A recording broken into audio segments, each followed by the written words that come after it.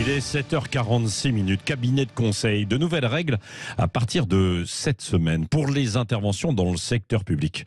Une clarification après, évidemment, les affaires et les secousses de McKinsey. Nous sommes avec Bruno Bottella, directeur de la rédaction d'Acteurs Publics. C'est un site d'information sur le secteur public. Bonjour Bruno Bottella. Bonjour. Concrètement, qu'est-ce qui change concernant justement l'intervention des cabinets de conseil ? Alors ce qui change, c'est essentiellement, ça touche la période 2023-2027, puisque on a un accord cadre qui a été signé, qui est renouvelé tous les 4 ans, et qui là tient compte justement des secousses que vous évoquiez en 2022, avec notamment les éléments sortis de la commission d'enquête sénatoriale de mars de 2022. Ouais. Donc c'est essentiellement un effort de transparence pour que le gouvernement publie l'ensemble des commandes passées dans le cadre de ce marché qui implique de très nombreux prestataires avec l'objet de la mission, le coût, le nom du cabinet, des cabinets mandatés. Il y a aussi un certain nombre de points comme des déclarations d'absence de conflit d'intérêts, des choses un peu plus anecdotiques comme la chasse aux anglicismes, puisque bon, c'est un peu connoté cabinet américain, donc on chasse les mots benchmark, design. Il y aura des amendes même lorsque dans des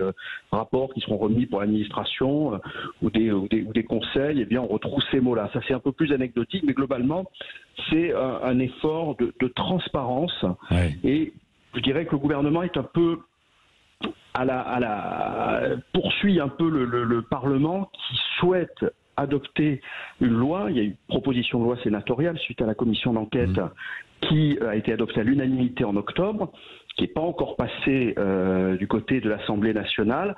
Et en attendant, depuis, le gouvernement prend un certain nombre de mesures pour réglementer l'utilisation des cabinets de conseil. Ouais. Alors, mais est-ce que ces cabinets de conseil sont toujours indispensables et utiles aussi pour le secteur public ? Vous qui connaissez bien, puisque vous, avec Acteurs Publics, vous avez ce site d'information sur le secteur public. Alors, oui, il y a 2 types de prestations. En gros, il y a des prestations qui relèvent du conseil, de l'accompagnement aux réformes, en fait, qui touchent l'ensemble des administrations. Ouais. Ça, ce sont des prestations qu'on dit intellectuelles. C'est là-dedans qu'on retrouve c'est sur ce point-là qu'on retrouve l'accord cadre dont je vous parlais. Parce qu'on ne peut pas le faire en interne, on est obligé de s'adresser à des prestataires extérieurs, quoi, c'est ça. Alors, l'État a des difficultés, effectivement, en tout cas, c'est l'argument qui est avancé, des difficultés pour trouver de manière disponible tout de suite, lorsqu'elle a une mission à faire, et des ressources en interne. Et donc, c'est plus facile d'aller frapper à la porte d'un cabinet de conseil et de dire, voilà, j'ai besoin de tel ou tel conseil en stratégie ou d'un accompagnement d'un projet.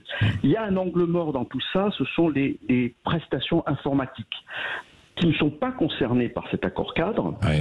Et d'ailleurs, à ce sujet, le gouvernement a sorti une circulaire il y a quelques jours qui réglemente aussi, parce qu'ils veulent aussi contrôler ce qui se passe du côté des prestations informatiques, ils prévoient une baisse des prestations, mais de manière moins forte, parce que c'est dans ce domaine des prestations informatiques que l'État a le plus de carences aujourd'hui, et c'est peut-être là qu'il y a aussi le plus de besoins, parce qu'il faut que l'État et les services de l'État, des opérateurs, fassent leur transition informatique, et là, les ressources en interne, avec la difficulté de recruter dans le domaine informatique, c'est très compliqué pour le privé, c'est très compliqué pour le public, eh bien, ils ont besoin de faire appel à des cabinets pour ces prestations informatiques qui représentent au moins la moitié des sommes consacrées à l'ensemble du conseil. Ouais. Et ces conseils, ils sont dans tous les secteurs du public, ça va du gouvernement aux collectivités territoriales, en passant par d'autres acteurs du service public ?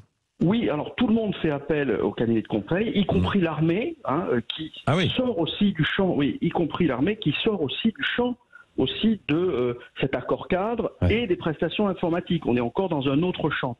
Concernant les collectivités locales, le Sénat, dans sa proposition de loi, qui est beaucoup plus dure que ce que veut faire le gouvernement aujourd'hui et ce qu'il fait, parce qu'en plus c'est une loi, donc ça a une plus grande force, eh bien le Sénat avait avait rejeté le fait que les collectivités puissent aussi être contrôlées d'une certaine manière dans leur utilisation des cabinets de conseil. Pourquoi ? Parce que le Sénat est un peu la chambre des élus locaux, d'une certaine manière, et des collectivités ne voulaient pas.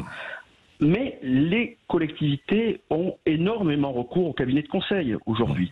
Et là aussi, on est sur un angle mort par rapport au débat global sur l'utilisation des cabinets de conseil par les pouvoirs publics dans leur ensemble. Ouais.